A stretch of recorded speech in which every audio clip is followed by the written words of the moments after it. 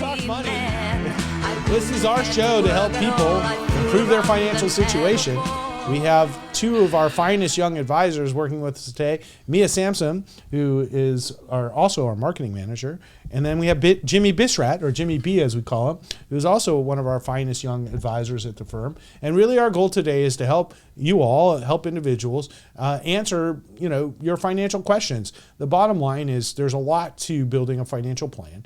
And what we're really here to do is help you improve your financial situation. So what we're going to do is we have questions that we've taken from the audience, and we're going to answer these questions and discuss the issues that affect you and the basic ideas of financial planning, whether it's financial independence or retirement, planning for your kids to go to college, trying to buy a house, or what's the deal with interest rates in my savings account. So we're here to answer questions. How do I pay off my student debt? Things like that. So why don't we get into our questions, and we'll see where that leads us, and let's get going. Definitely. Well, so one of the first ones we got, and I think we slightly covered this last time, but it's been a big topic, has been, if I don't know how to invest by myself, should I be putting most of my money in a high yield savings account? Well, fortunately today you actually earn good money on your savings account, so you can't say, oh, that's so dumb because you earned at least 5%. But you're also limiting your opportunities if you're young. And so that's why meeting with an advisor makes sense. So I think it's better to not do something risky if you're not sure what to do. I agree. Versus like, oh, they're telling me to buy stocks, so I'll just buy some stocks, or Bitcoin's in, or this or that. I think the smartest thing people can do if they don't know what to do is to get help. Yeah. I mean, I'm always getting calls. It's funny, people who are risk averse, scared of risk, and they're telling me, oh, should I put my money in Bitcoin? Like, I know. It's like you don't even have an investment account going. Like, you're not. Well, it's weird how that is, like, where there's this sort of mentality where, like, if they think they're going to make money, like, it's almost like, oh, well, it's a sure thing, right? And you're like, no, it's not. But when you're talking about just like building their retirement, they're worried about the stock market and stuff.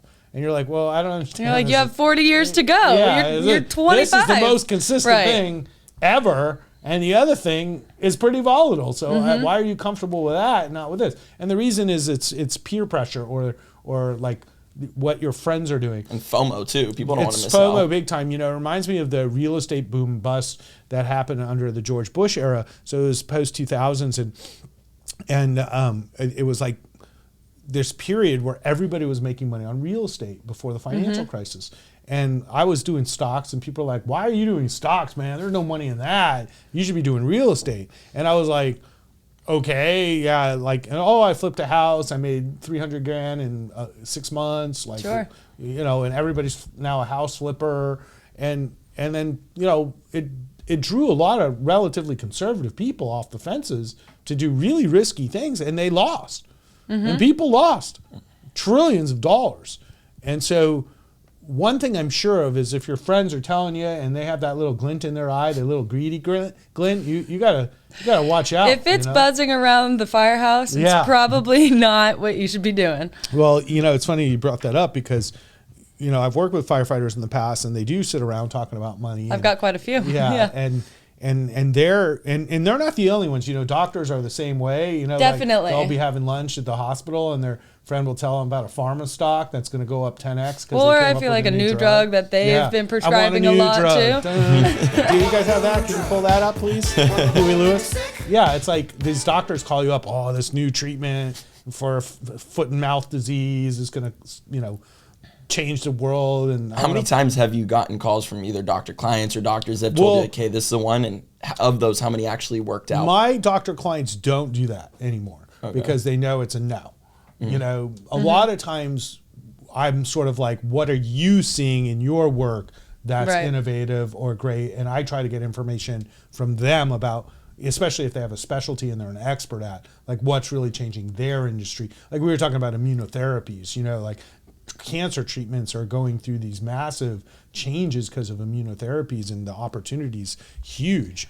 And so, maybe you want to talk to them. But when they're calling you saying, I got the newest immunotherapy drug, and then a lot of times it's based off inside information, which then we can't do anything with that either. We're like, well, if you're working on this study, you can't buy the stock, Well, one thing that I think was really interesting that you brought up in the medical field was actually the hip replacement, because I don't think that the hip and knee, it's not only 80-year-olds. I see it a lot with my parents and...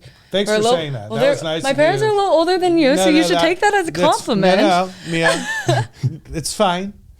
I'm comfortable with that. My aunt, I think, has done people too. My age are getting it. The thing about hip replacements, I think another reason that they're popular and great is because the recovery is really not bad, and you feel it's amazing how that's changed over the years. That's actually what made me thinking about it, because many years ago, this was probably 20 years ago, I was dating this girl and her dad had to get a hip replacement. And it was like a gnarly surgery. And he was out for like 2-3 months rehabbing. But this was like 20 years ago. Now, people are going in and getting this stuff done, and they're back out playing sports in a few months. I know, and feel better. Yeah. Did do a hip replacement too? I don't think we're supposed to talk about people's health situation on podcasts. Maybe cut that one out. Okay, well, bleep it. Just bleep it. It's okay. We have Chase's podcast recording. We're bleeping a bunch. He's getting really good at bleeping. Bleep. Didn't so-and-so? Yeah. Mia just got her hip replaced. Her hips look great. Maybe it was me. But do you think maybe, because I was talking to Eyal about it earlier, about how I said weddings, and there's a lot of weddings going on. He's like, dude, you're just being biased because of your age. You're seeing a lot of people get married. Not mean to call you old, but like when you're 13, there's all these bar mitzvahs you go to by coincidence. Well, yeah, it's the same idea. And just the same when you're like 80, you go to a lot of funerals. I would say that, but I also would say that I personally know, I can think of in this last year 4 people who have done hip replacements. All right. Well, we can talk about hip replacements later, but I think saving for your future. I kind of want to go back to the whole high yield savings accounts and interest rates, because I do think it's an interesting topic that there is, while if you don't know what you're doing, that's a good option, but also you should be talking to a professional. But, there's lost opportunity if that's all that you're doing, especially, I think, look at it this today. way. Nobody's getting rich keeping their money in the bank.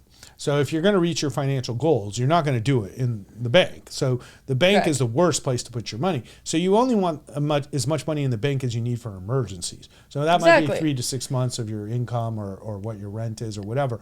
But like beyond that, you want to invest your money. And the younger you are, there's even more incentive to do this. But as you said, talking to a professional isn't such a simple thing when you're young. Right. Like, what professional are you talking about, Mia? Because besides our firm, I can't think of a lot of firms that work with young people.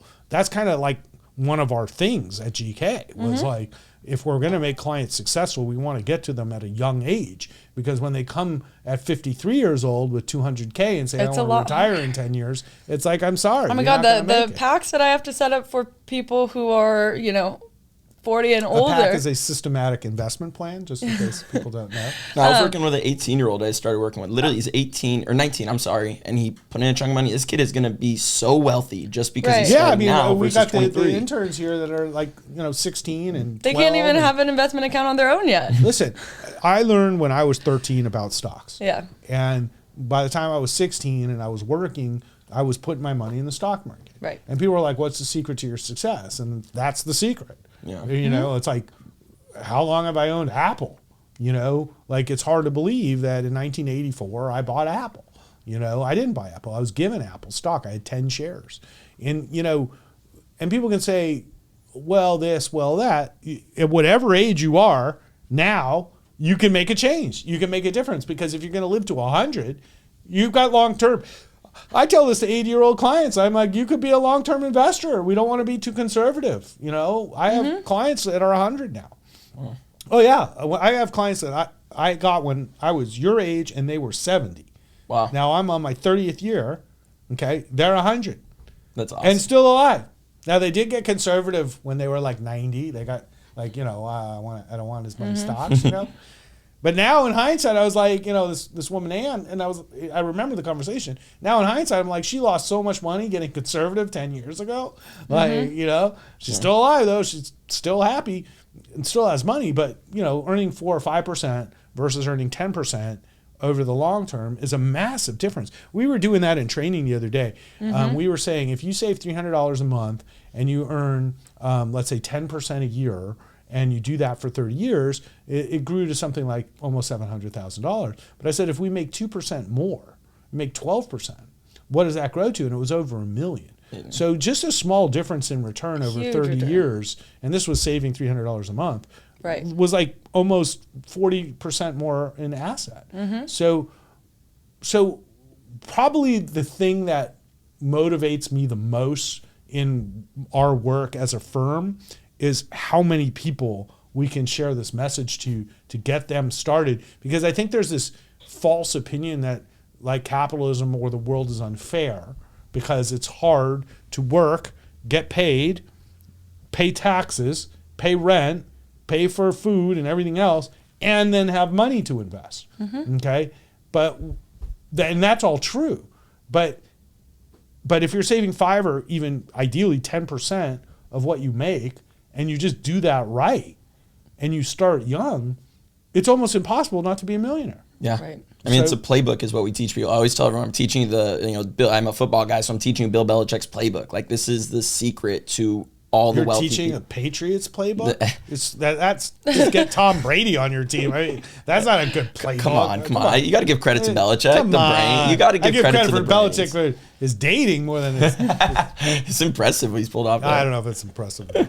But no, with the high yield savings account, another thing people don't know, these yields aren't going to last forever. I mean, if the Fed starts cutting rates in September, The yields are gone. I mean, Right. the way I look at it is by the time it's March or April of next year, you're not going to be earning much on I your actually don't savings. think that's well known though, that the rates don't stay the same, because that happens often when I'm on a first meeting with people that they're like, oh yeah, it will always earn 5%. I'm like, no, it will not. You got to look at the terms. Recency bias is so amazing. Yeah, right. It's probably one of my favorite concepts of investing and life, which is recency bias, which is people just really just remember what just happened, and they literally don't even remember COVID anymore.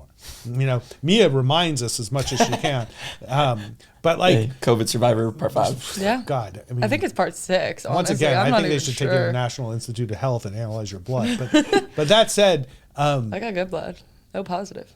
yeah, it's so good. You got the COVID flowing around you like water. So now you lost me, right? I don't know where we're going with this now. We're talking about you and your COVID. No, we're on the high yield savings account. Oh yeah. yeah. The The yields recency are going bias up. thing. Yeah. Yeah. So we all just think Mia gets COVID because she gets it every week, but actually 5 years ago she never used to get it, right? So like it's really important for people to understand that over the last, let's say 15 years, we earned 0 interest rates. The 15 years before that, we earned like 3 to 5% interest rates, and now we're at 5% interest rates. Okay, and that's going to change. And so what I know is interest rates will change consistently, and we don't know what they'll be. But over time, it's rigged that if you don't take risk, you will never reach your goals. So America very much rewards risk taking, if you don't know. Okay, and we have a country full of people who will gamble on Barstool or gamble on all this stuff, but then they aren't investing their money. Right. And it just doesn't make any sense, right? Like, I get very little out of gambling. It's entertainment for me. But I get a lot out of investing because it's like my future, right? Right. And so like, you know, it's kind of what I was teaching the kids, the intern kids. You know, it's like you start building your future in your teens and your early life, you're in your 20s. Like, time goes by so fast.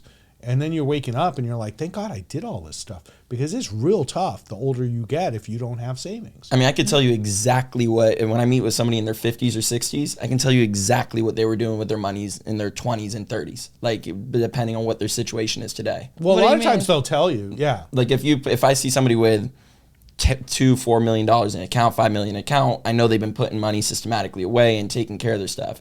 I see another person who has no money in retirement, who doesn't know a thing about, like they're not paying attention. You know what to they stuff. say constantly? Where were you 25 years ago? And when I was your age, Yeah. I would say I was just born, actually, you know.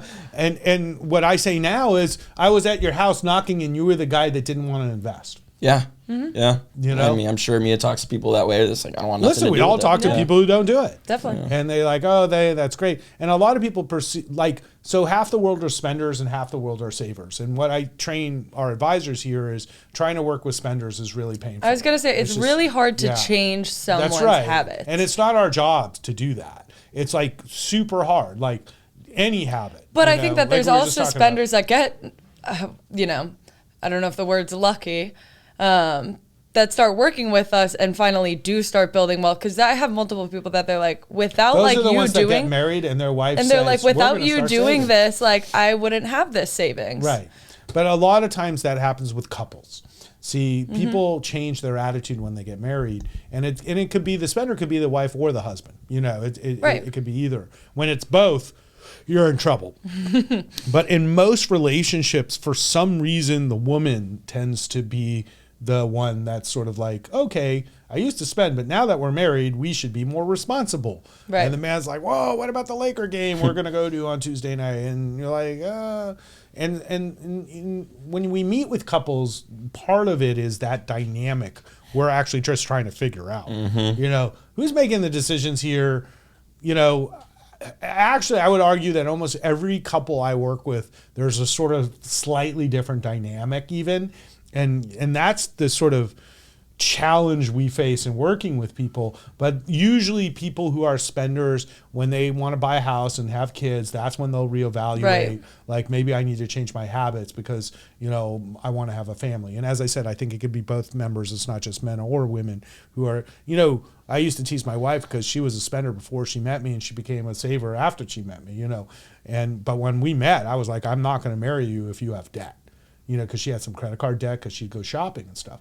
And she was like, what? And I go, listen, I'm just not marrying anybody. I didn't want to get married anyways. You know, I'm like, you think I'm going to take on any debt when I get married? And I made it very clear, I'm a financial advisor. So the good news is you'll never have to worry about your finances if we get married, you know, because I do this. And the bad news is I'm not going to marry somebody with debt. And she went and paid it off, you know, and I was like, all right, I'll marry her, you know, who cares? All right. No, but it was important to me because, like, I is. didn't want to get married and then have somebody spending my money and putting then you me be behind. responsible Right. for it too. And what's the number one reason people get divorced, right? Money. Money. It's always money. And so it's like, how do you create a sustainable situation in your relationship around money? So, you know, this is a big question. How do you, you know, you're dating, like your girlfriend. I met your girlfriend. She's a wonderful woman and you guys are dating and you're young people, but it's a super uncomfortable conversation if you're like, well, let's talk about money. Like, what's your attitude towards money? Like, how much money do you have? How much money do you make? Like, if we got married, how do you foresee our future? When we have kids, are you going to work or not work? Are you going to want to go back to work? I mean, do you want nannies and all these things? How do you see money?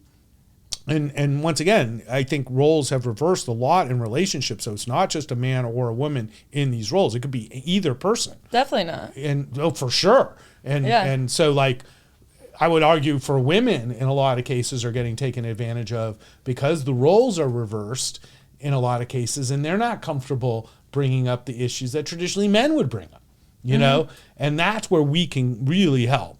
And I think especially in the modern relationship is what are these roles? We should really discuss this before we get further in our relationship because once again, if you want to have stress on your relationship is when your spouse is spending all the money and you're working your butt off and you want to save and you want to go on a good vacation and then you look in your credit card account and you owe money every month and you're like, what the heck?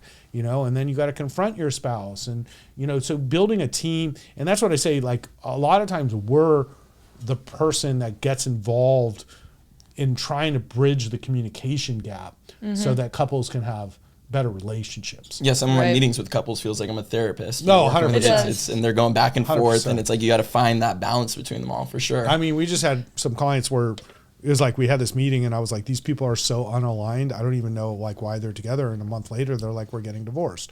And I was like, wow, that's interesting. Because when we met, I realized neither of you were on the same page. And turned out I was right, you know. And these people were like better off. They like literally nothing they did aligned. It was not a pleasant first I have a couple appointment. that what they do aligns, but they're like, wait, you had this account? Where is that? Like, what do we use Well, for then that? there's distrust, which is a whole nother thing. Like, is one person spending too much money or not?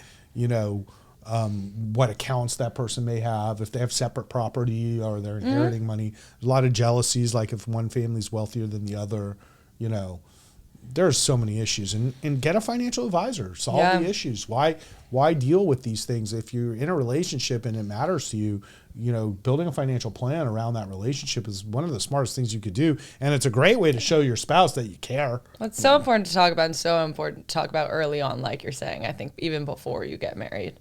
Yeah. Oh, well, dude, if you marry somebody and you don't know this stuff, you're just asking for problems. Yeah. I think the nice thing is, since we talk about it all the time, at least my barrier to asking questions to my friends and is, I guess, so down. Like I don't think about it twice when I ask them about their financial situation, because I'm so used to just talking about it pretty openly. Yeah.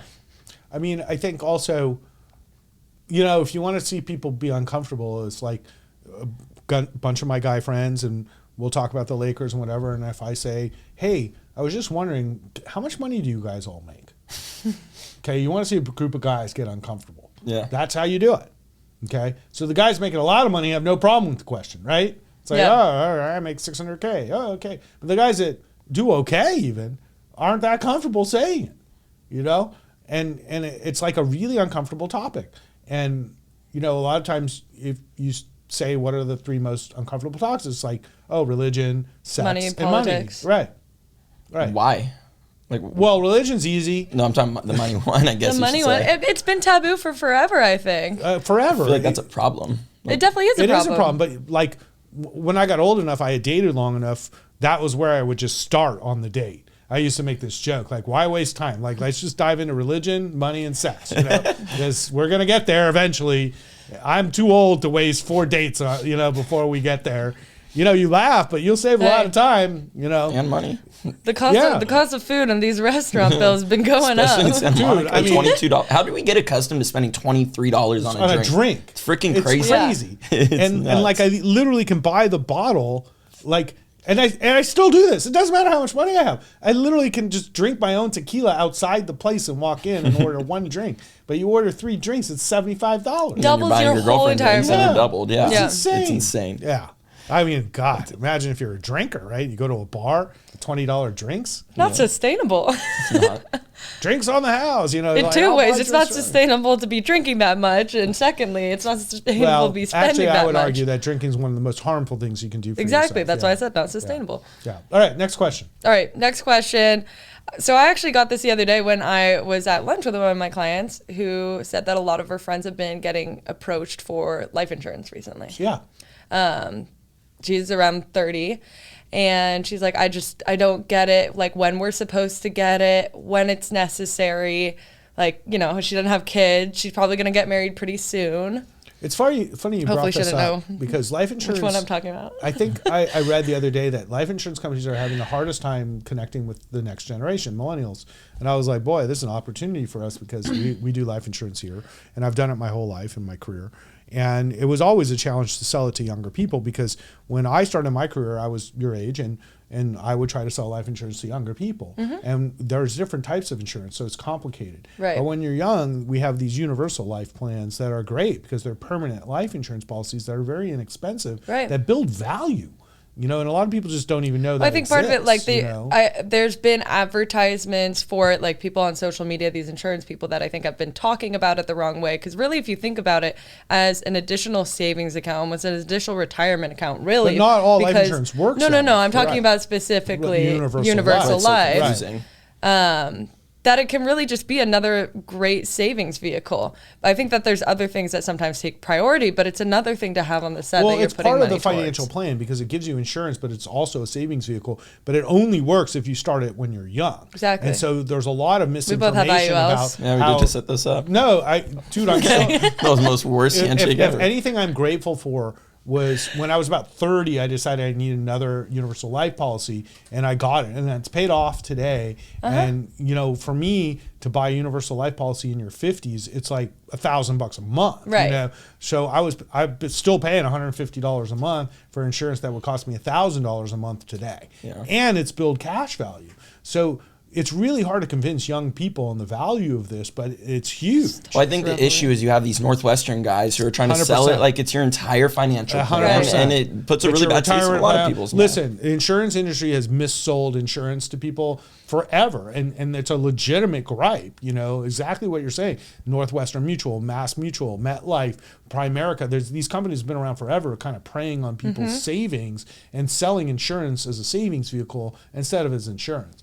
Now, term insurance is like car insurance, right, and that's the cheapest insurance. But the problem is it ends after 30 years.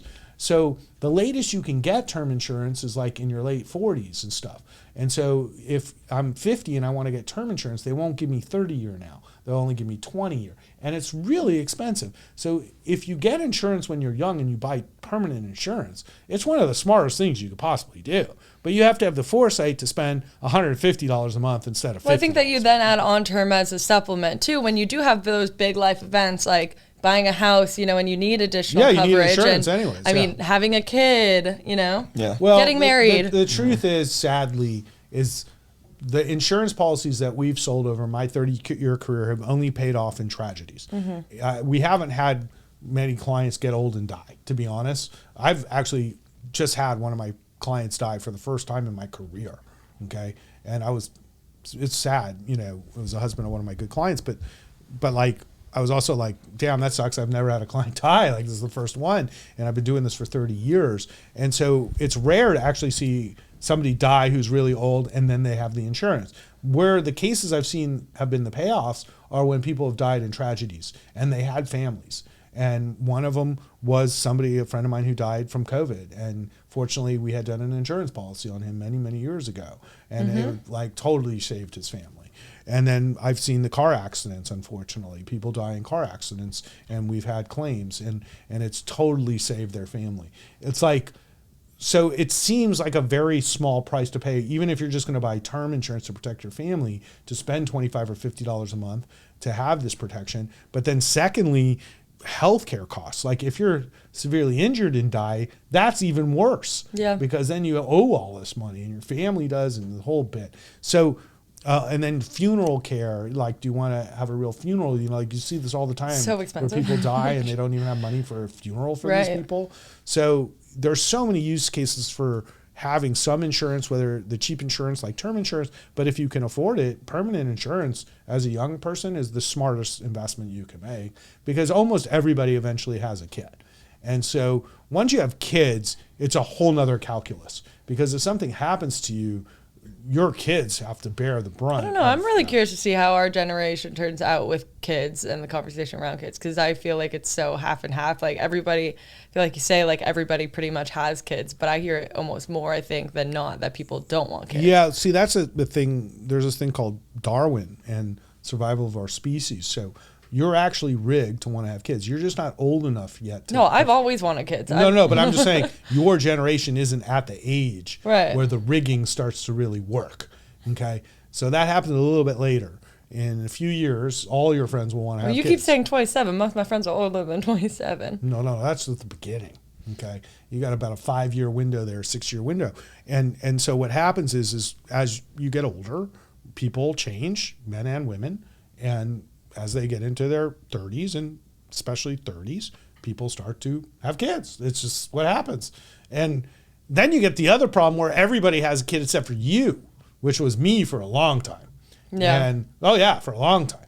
And, you know, I never cared because didn't want to have a kid for a long time. But then I reached a point in my life where I was like, you know, there's probably something to this. And there is.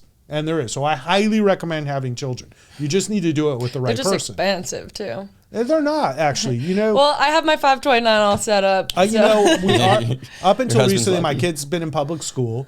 You know, it doesn't cost anything when they're a baby, really, because they breastfeed. So it's how many like $1,000 strollers you want to buy. You know what I mean? But you don't need to do all that.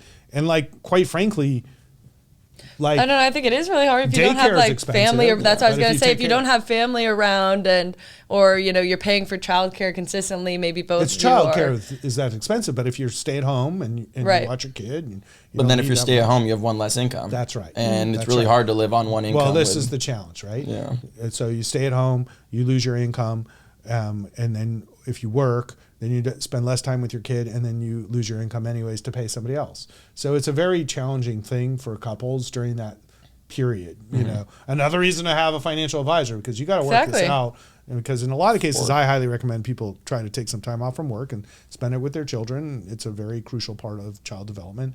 And if you're just going to pay somebody and not make any money anyways. But then there's the whole like, oh, then when I go back to work, am I still going to have my job? Am I going to lose future income, and so on and so forth? So progressive companies like ours, it doesn't matter. You want to go have your kids, it's not going to change your career in any way. You'll come back, we're ready for you. Right. You know. But in other careers, people just kind of move on, and then you're sort of left by the wayside. Definitely. But life insurance is something that I think is part of a good financial plan, and how much resource you put into it varies per person, but everybody should have it. I agree. Yeah. Next. I'll let you do a question. Oh, we could talk about that one. That's a good one. Yeah. Millennials. We were talking about that Wall Street Journal article earlier too. Yeah, millennials are rich as heck if they have a house, basically. Yeah. That a lot of wealth has been gained by millennials in the last 5 years thanks to real estate prices. I've got some of the numbers, actually. We got millennial household wealth has increased by 300% since 2016, reaching 78.55 million. Millennials are at a 25% advantage, adjusted for inflation. Median net worth for older millennials that were born in the 80s rose from 60,000 to 130,000. Wow. I mean, I think this is great news, certainly great news for our firm, because we focus on this group. But millennials had a tough start to their lives. Definitely. Like living at home longer, student debt, high cost of real estate. Certainly, I think the student debt issue is probably one of the most concerning. But I don't think those statistics are fair, because it's like if you're a homeowner or not.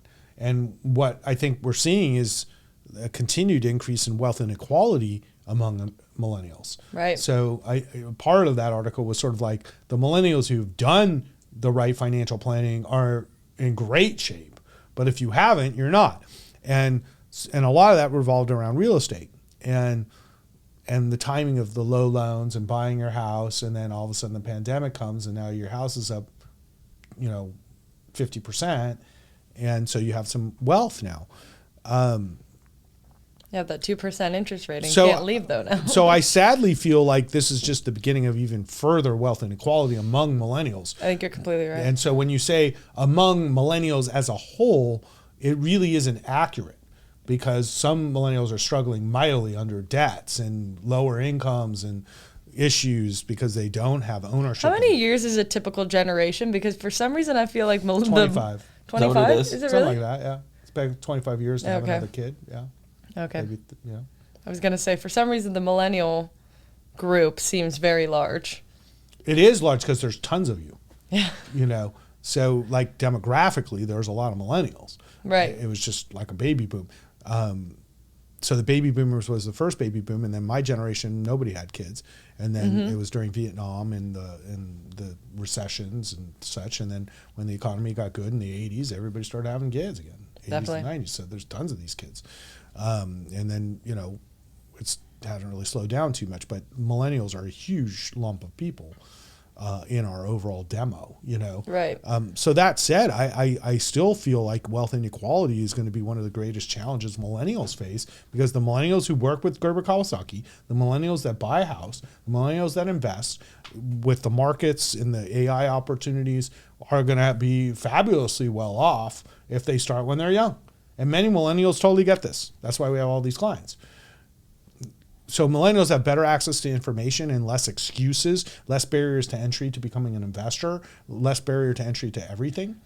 So the people taking advantage of this are going to be very successful. It's the people who are not. Yeah, the Right. people who are sticking their head in the sand are going to just Anytime you regret see somebody tweet about UBI, universal basic income, or all these socialist ideas, these people are going to be in trouble. Because that's not the world, it's not going to be America. Yeah. And when 20 years goes by, they're going to still be complaining that life's unfair.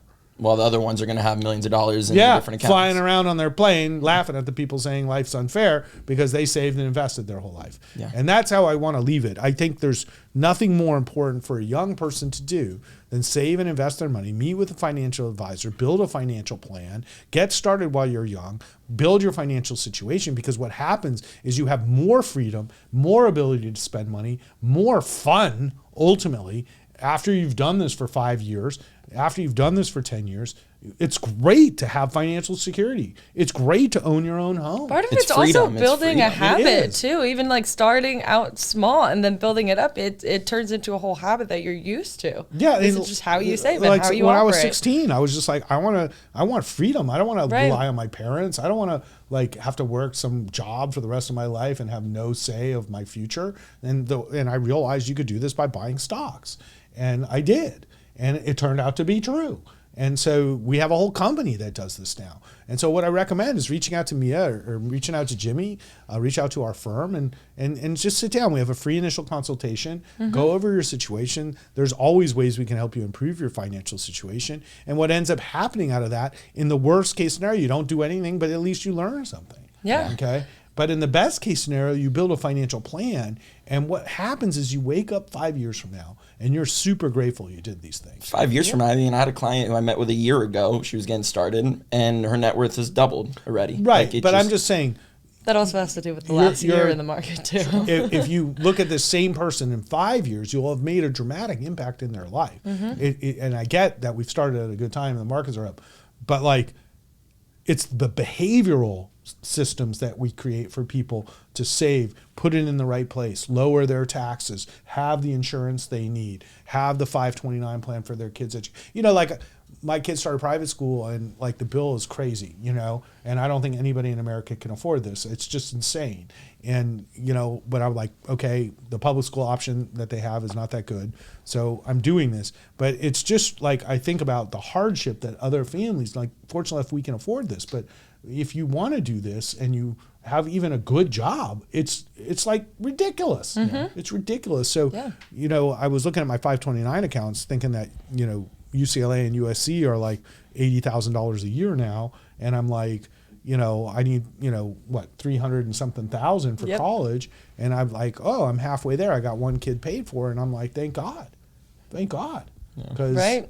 that bill's coming sooner than I want, So meet with a financial advisor. That's why GK exists. It's really to help people improve their financial situation. It doesn't matter how old you are. It's about taking steps that are going to be concrete and get you to your goals. And if you do those things, the results are there. And it's been proven. I've done this for 30 years.